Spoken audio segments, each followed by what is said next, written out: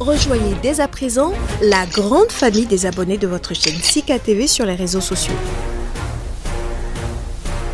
Sika TV, le vrai visage de l'actualité en Afrique, est en direct et en replay sur YouTube. Abonnez-vous et cliquez sur la cloche de notification pour ne rien rater. Nous sommes également présents sur Facebook et sur Twitter.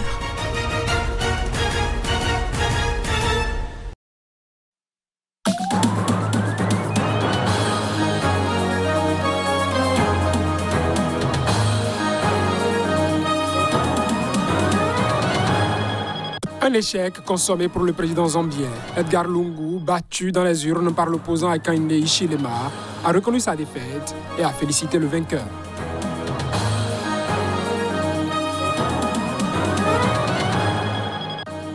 Dormir dans une maison qui a servi d'habitat à Nelson Mandela, ce serait désormais possible en Afrique du Sud. Un de ses domiciles est transformé en hôtel de luxe.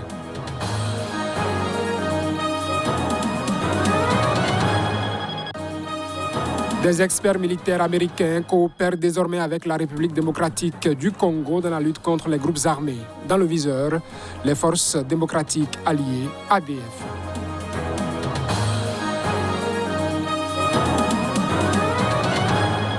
Bonsoir à toutes et à tous et bienvenue. L'actualité en Zambie.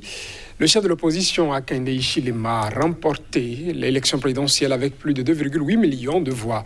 C'est ce qu'a annoncé la commission électorale dans la nuit de dimanche à ce lundi. Reportage. La Zambie a un nouveau président. L'opposant historique Hakainde Hichilema, homme d'affaires autodidacte, a remporté un total de 2 801 757 suffrages contre 1 814 201 pour le président sortant Edgar Lungu. C'est ce que l'on peut retenir de l'annonce faite par Esau Choulou, président de la commission, dans la nuit de dimanche à lundi matin devant la presse. Une seule des 156 circonscriptions du pays d'Afrique australe n'a pas officiellement été dépouillée, mais la commission a estimé que quels que soient ces résultats, cela ne risquait pas d'influer sur la victoire de Hichilema. L'opposant historique, surnommé HH, bat ainsi de près d'1 million de voix le président sortant Edgar Lungu, qui dirige le pays depuis 2015, grâce à une forte participation et sur fond d'inflation et de difficultés économiques. C'était la troisième fois que Hichilema affrontait Edgar Lungu dans les urnes. En 2016, il avait perdu de seulement 100 000 voix. Dans la capitale Lusaka, des centaines de participants s'étaient déjà rassemblés plus tôt dans la soirée, notamment devant la maison de Hichilema. Habillés de rouge, couleur de son parti, l'UPND, ils ont dansé, klaxonné, fêté la victoire avant même les résultats définitifs, tant Hakainde Hichilema semblait assuré de l'emporter. Et le président zambien Edgar Lungu a concédé la défaite ce lundi à la mi-journée dans un discours félicitant son rival de toujours, Hakainde Hichilema, homme d'affaires autodidacte de 59 ans pour sa victoire à la présidentielle. Je veux féliciter mon frère Hakainde Hichilema, président élu, qui devient le 7e président de la République de Zambie, a déclaré Edgar Lungu, qui dirige le pays depuis 6 ans. Il a promis de se conformer à la Constitution pour permettre une transition pacifique du pouvoir. L'opposant zambien Hakainde Hichilema, élu 7e président du pays, a dénoncé le régime brutal de son prédécesseur Edgar Lungu et promis une meilleure démocratie lors de son premier discours ce lundi. Il a assuré que le changement est arrivé. Je vous invite déjà à suivre un extrait de ses propos. My fellow citizens, citizens of Zambia, Mes chers concitoyens, citoyens de la Zambie, c'est avec beaucoup d'honneur, d'humilité et de gratitude que je me tiens devant vous aujourd'hui pour vous dire le changement est arrivé. change is here.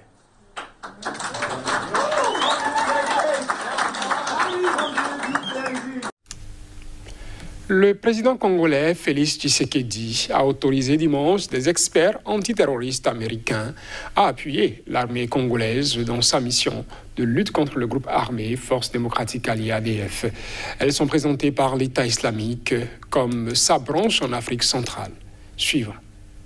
Le président Félix Tshisekedi a autorisé le déploiement des experts antiterroristes américains dans l'est de la République démocratique du Congo, 2 jours après leur arrivée, informe un communiqué de la présidence congolaise. Ces forces spéciales américaines ont pour mission d'apporter un appui aux forces armées de la RDC dans la lutte contre le terrorisme et aux gardiens des parcs nationaux des Virunga et de Garamba, devenus le sanctuaire des forces terroristes, explique le communiqué. Cette mission, qui doit durer plusieurs semaines, consiste spécialement pour les unités spéciales américaines à lutter contre les ADF, une branche de Daesh dans le cadre de la coalition mondiale pour vaincre ce groupe terroriste. L'ambassadeur américain à Kinshasa, qui a conduit la délégation militaire auprès du président Tshisekedi, a rappelé qu'il s'agit de la mise en application du partenariat privilégié pour la paix signé par la RDC et les États-Unis en 2019, indique la même source. À l'origine, les ADF étaient des rebelles musulmans ougandais qui voulaient chasser le président Yoweri Museveni du pouvoir. Mais ils ont fait souche depuis près de 30 ans dans l'est de la RDC, où ils sont accusés d'être responsables de massacres de plus de 6000 civils depuis 2013, d'après un bilan de l'épiscopat congolais. Depuis avril 2019, certaines de leurs attaques sont revendiquées par l'organisation djihadiste État islamique. Les États-Unis les ont placées en mars sur la liste des organisations terroristes affiliées à l'État islamique. Les provinces congolaises du Nord Kivu et de l'Ituri sont placées depuis le 6 mai en état de siège pour lutter contre les groupes armés qui terrorisent les civils. Et le pays a réceptionné un lot de plus de 50 000 doses de vaccins anti-Covid AstraZeneca offerts par la Grande-Bretagne. C'est après 35 jours de rupture de stock, d'après le ministre congolais de la Santé. Et plus de détails dans cet élément. Le ministre de la Santé de la République démocratique du Congo a fait savoir que son pays avait bénéficié d'un lot de plus de 50 000 doses du vaccin AstraZeneca offert par le gouvernement de la Grande-Bretagne dans le cadre de la facilité du mécanisme COVAX. Ce lot de vaccins va servir à administrer la seconde dose à la majorité des personnes ayant déjà reçu la première.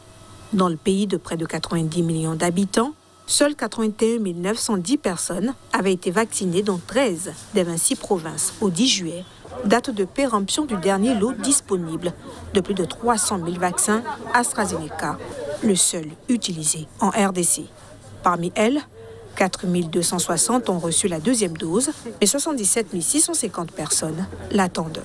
Par ailleurs, le nombre de malades et la létalité ayant sensiblement baissé, le couvre-feu est allégé, selon un communiqué de la présidence congolaise. Les bars et les salles de fête sont autorisés à fonctionner avant l'heure du couvre-feu, dans le respect des mesures barrières. Début juin, les autorités congolaises avaient déclaré une 3e vague de Covid-19 dans le pays, caractérisée par une augmentation exponentielle des cas de contamination aux variants indiens Delta et sud-africains Beta.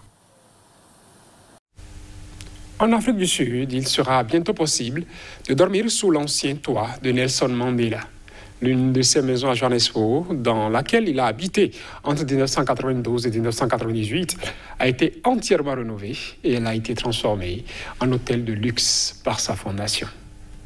Il sera bientôt possible de dormir sous l'ancien toit de Nelson Mandela. Alors qu'elle se détériorait, l'une de ses maisons à Johannesburg, dans laquelle il a habité entre 1992 et 1998, a été entièrement rénovée. Elle a été transformée en hôtel de luxe par sa fondation. Lancé en 2018, le projet est désormais terminé et l'établissement s'apprête à ouvrir ses portes. Le sanctuaire Mandela devrait très bientôt recevoir des premiers clients dans la banlieue chic de Houston. Selon la fondation Nelson Mandela, ce sera un espace de réflexion pour trouver la paix et vivre une expérience intime au plus près de l'ancien président. C'est en effet entre ces murs que Madiba a habité durant ces années de présidence. Une vie plutôt solitaire alors qu'il venait de se séparer de sa femme, Winnie. Le père de la nation arc-en-ciel y avait déjà accueilli de son vivant des invités prestigieux comme Bill Clinton ou Michelle Obama. Et désormais, le lieu peut recevoir jusqu'à 18 personnes. Mais quelques voix se sont élevées contre cette reconversion, notamment celle de l'hebdomadaire The Continent, qui dénonce la coquille vide que devient l'héritage de Mandela et le décalage entre ses combats pour l'égalité et le coût d'une nuit dans cet hôtel flambant neuf. La maison de Soweto, dans laquelle Nelson Mandela avait vécu avant son arrestation, est quant à elle toujours un musée. Les talibans ont repris le contrôle de l'Afghanistan lundi, après que le président Ashraf Ghani a fui le pays et concédé que les insurgés avaient gagné la guerre qui dure depuis 20 ans. Des milliers de personnes tentaient désespérément, dans un chaos total, de fuir le pays à l'aéroport de Kaboul. Le fulgurant triomphe des insurgés qu'ils ont célébré dimanche soir en investissant le palais présidentiel à Kaboul a déclenché des scènes de panique monstre à l'aéroport de la capitale. Une marée humaine s'est précipitée vers ce qui est la seule porte de sortie du pays pour tenter de fuir le nouveau régime que le mouvement islamiste radical, de retour au pouvoir après 20 ans de guerre, promet de mettre en place. Les forces américaines ont même tiré en l'air pour tenter de contrôler cette foule, pas convaincu par les promesses des talibans que personne n'avait rien à craindre d'eux, a indiqué un témoin. Les vols commerciaux ont été annulés au départ et vers Kaboul, et des compagnies internationales ont suspendu le survol du pays à la requête de l'Afghanistan et en raison du trafic militaire américain. Les talibans ont informé leurs combattants que personne n'est autorisé à entrer dans la maison d'autrui sans permission, a affirmé un de leurs porte-parole, Souhail Shaheen. La Chine a été le premier pays à dire lundi vouloir entretenir des relations amicales avec les talibans. La Russie a indiqué que sa décision de reconnaître le nouveau pouvoir dépendrait de ses agissements.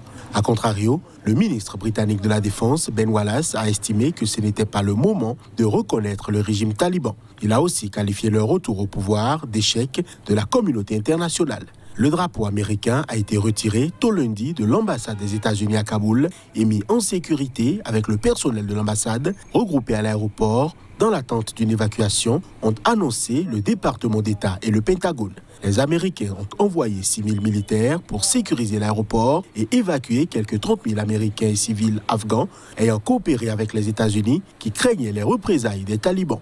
Ahmad Massoud, fils du commandant Ahmed Shah Massoud, assassiné en 2001 par Al-Qaïda, a appelé lundi ses compatriotes à le rejoindre pour résister aux talibans qui sont en train de prendre le pouvoir en Afghanistan, tout en pressant les amis de la liberté étrangers d'aider son pays.